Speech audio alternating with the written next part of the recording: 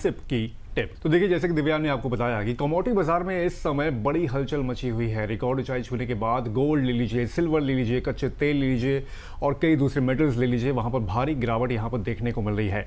भाव की अगर बात करें तो यहां पर साफ तौर पर आप देख सकते हैं, हालांकि हल्का सा आज इसमें रिबाउंड देखने को मिला है, लेकिन गोल्ड की बात करते हैं यहाँ पर MCX पर करीब 0.025% की इसमें हल्की सी बढ़त है। 1,41,000 के आसपास यहाँ पर ये ट्रेड होता हुआ दिख रहा है।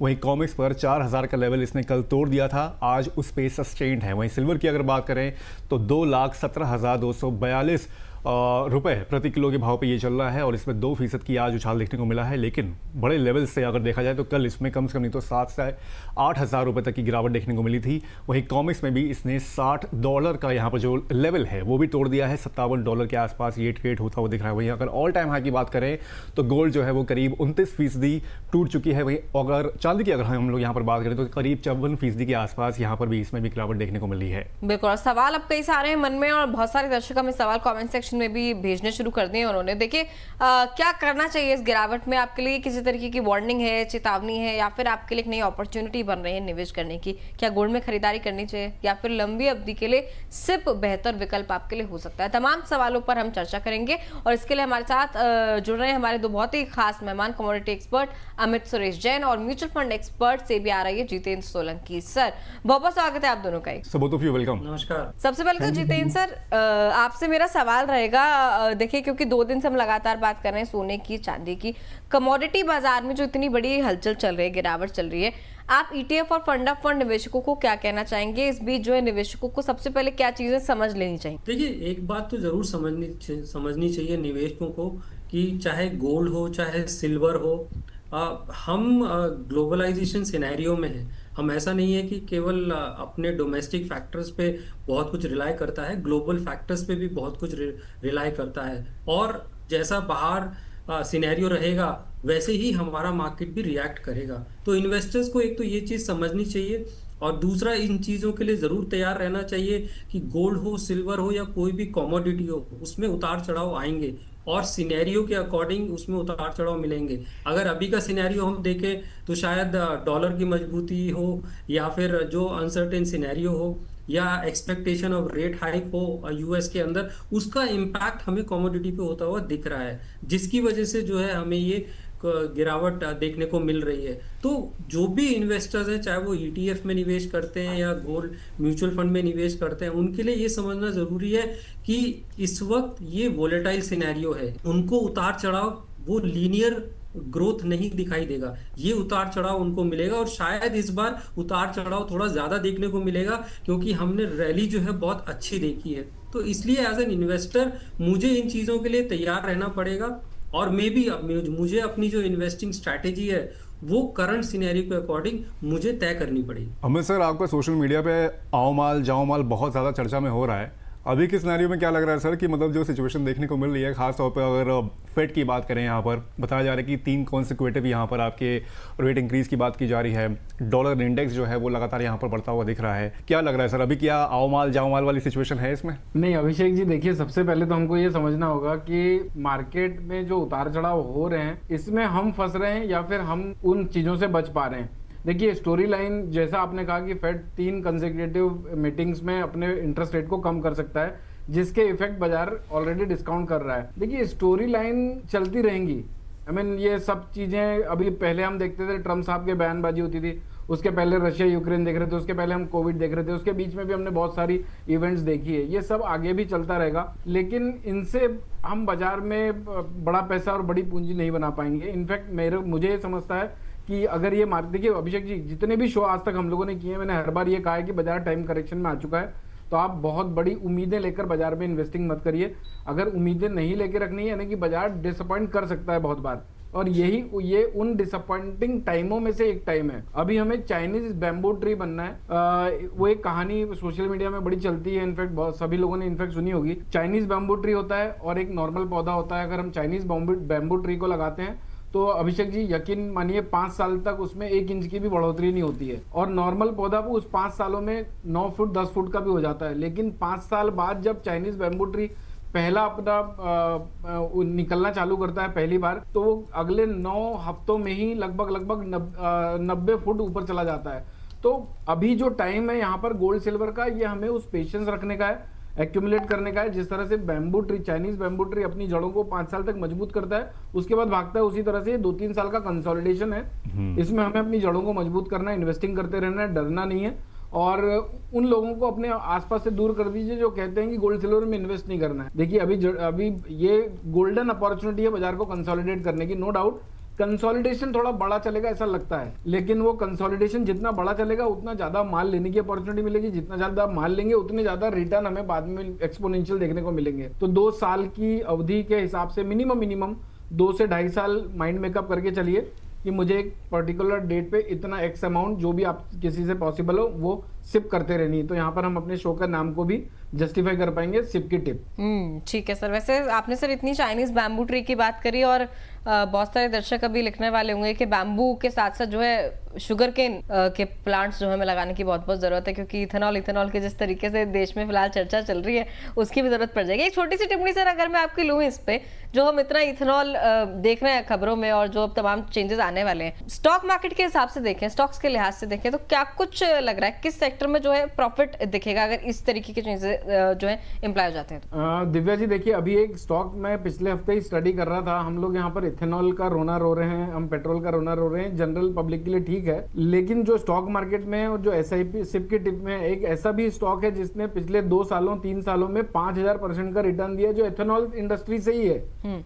तो अब बताइए, आपने अगर एक एक्टिवा आप चलाते हैं, 1 लाख रुपए अगर वहां पर इन्वेस्ट करे हुए होते तो आज 2.25 लाख रुपए हो गए होते, तो 2 एक्टिवा भी फूक देगा इथेनॉल, तो भी कोई फर्क नहीं पड़ेगा। तो हमको अपॉर्चुनिटी ऐसी ढूंढनी है जिससे कि हम यानी हम ग्रोथ करते रहे, हमारे पैसे ग्रोथ करते रहे। ये इथेनॉल से रिलेटेड जो चर्चाएं चल रही सोशल मीडिया में, वो एक्चुअली साइंटिफिकली मैंने भी उसकी स्टडी नहीं करी है कि वो एक्चुअली में इतना हार्मफुल है या नहीं है। दूसरी बात, डिफेंस सेक्टर आगे जाकर अच्छा परफॉर्म कर सकता है और एविएशन सेक्टर में भी अच्छी खासी स्ट्रेंथ देखने को मिल सकती है आगे आने वाले टाइम पर। ठीक है, तो आगे आने वाले टाइम में यहाँ पर ये 2 सेक्टर्स भी सर ने यहाँ पर एक तरह से बोनस दे दिया है कि इनमें यहाँ पर तेज़ी देखने को मिल सकती है। जितेंद्र सर, वैसे क्या लग रहा है कि जैसे कि सर ने बताया कि अभी ऑब्वियसली कि कंसोलिडेशन फेज में, करेक्शन फेज में चल रहा है सोना और चांदी, लेकिन आगे चल के उसकी जो फ्यूचर अगर आउटलुक देखें तो काफ़ी अच्छा हो सकता है।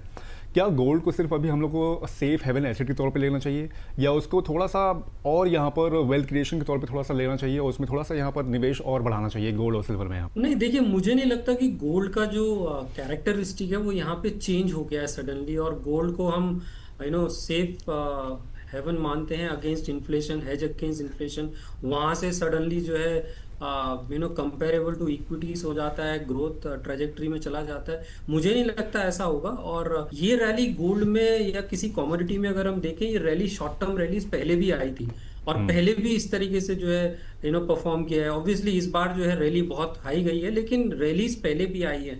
तो ये कमोडिटी के अंदर शॉर्ट टर्म रैलीज आती रहती हैं, लेकिन बहुत कई बार डाउनवर्ड मूवमेंट भी हमने देखा है इन कमोडिटीज में।